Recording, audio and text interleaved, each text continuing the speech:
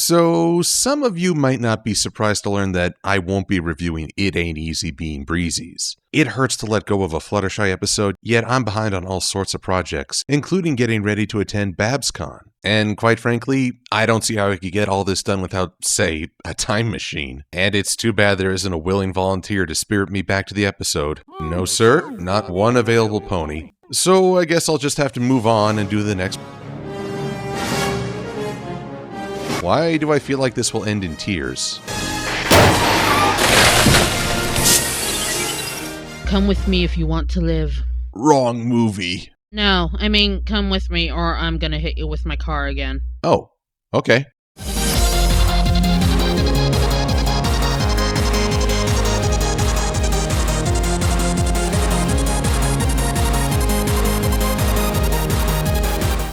So, Breezies. I thought we were going to be seeing the trip Fluttershy took when they announced this episode, but nope, we are denied. Instead, the Breezies are coming here to Ponyville. Cool as that may be, I can't help but feel slightly gypped.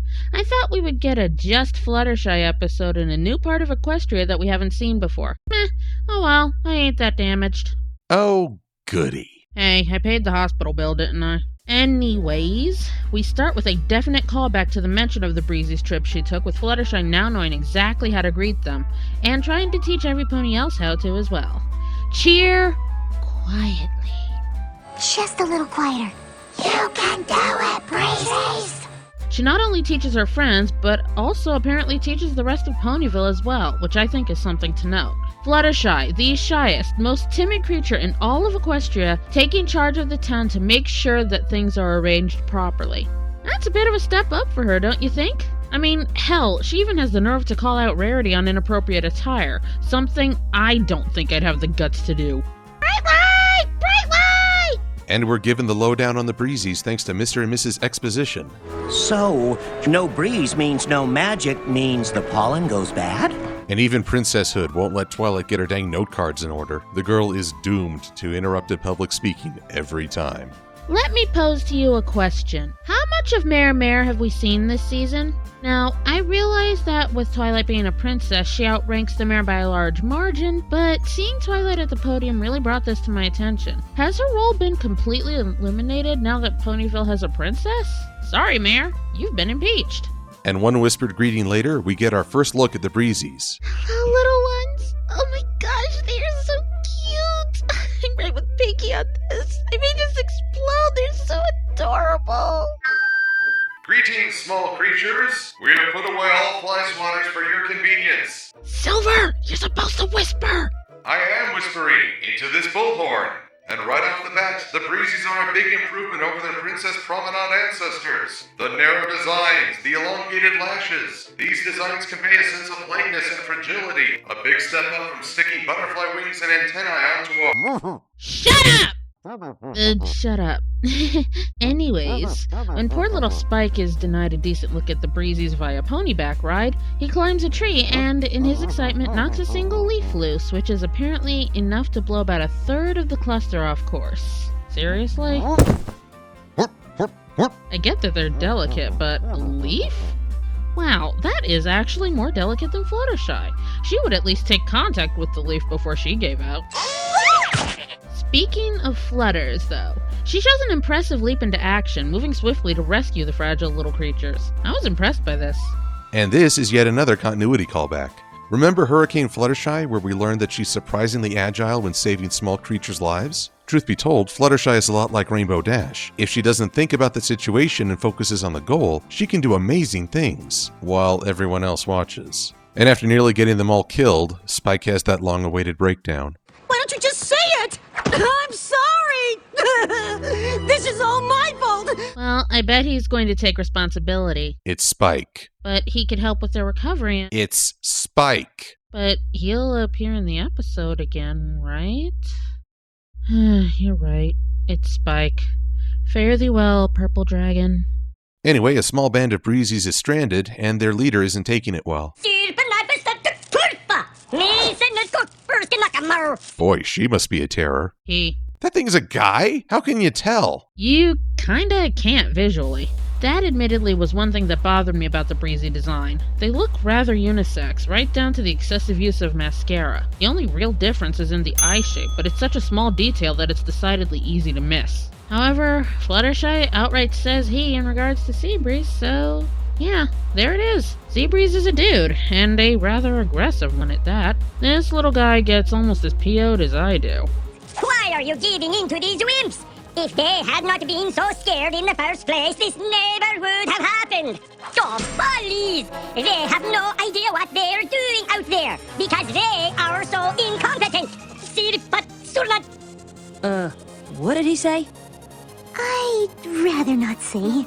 You little. She's trying to help you, even if she is making a mistake in doing so this way. There is no call to swear at her or at any of the others or to call them names or demean them or anything else you've been doing all episode. Come here, Seabreeze. Mama wants to talk to you.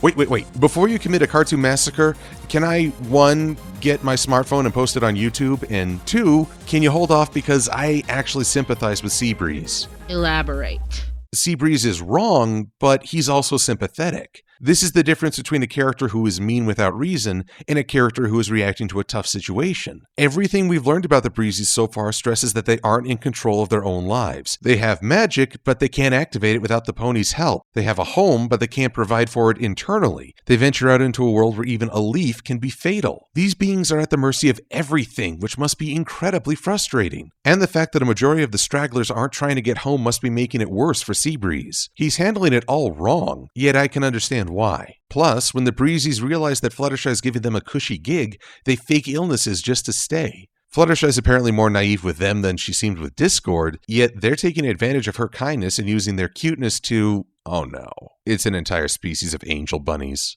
Can I at least roast the rabbit before he multiplies more? Knock yourself out.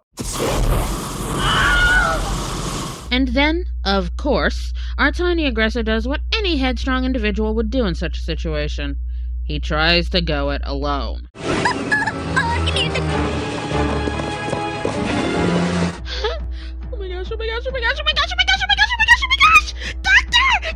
Who and Rosie! He's even got the 3D glasses on with the Daleks and the Cybermen. Oh my gosh, Silver, can you believe? Silver? So, yeah, my evil twin brother will be in town for a few months. Might cause some trouble, just a heads up. What are you doing? Building an airtight alibi. I worry what you would need that for. Whatever. And after Seabreeze runs afoul of some bees, my god, again, it's up to Fluttershy to save him. She tries polite dialogue, interpretive dance, and finally out and out telling them to buzz off.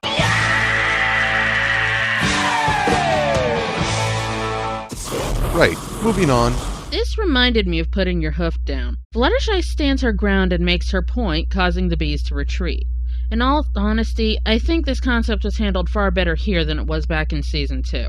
She wasn't aggressive, nor was she rude. She was simply firm and demanded the bees' attention. Yet another callback, and it still doesn't feel forced.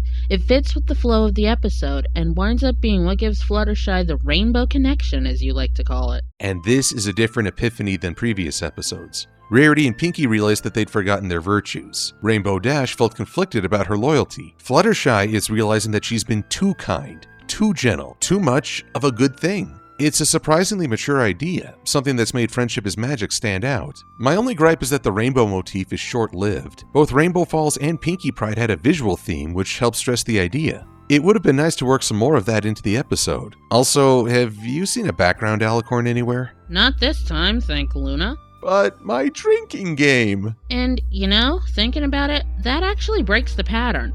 Every time a rainbow eye occurred, there was always an alicorn to be seen somewhere in the background.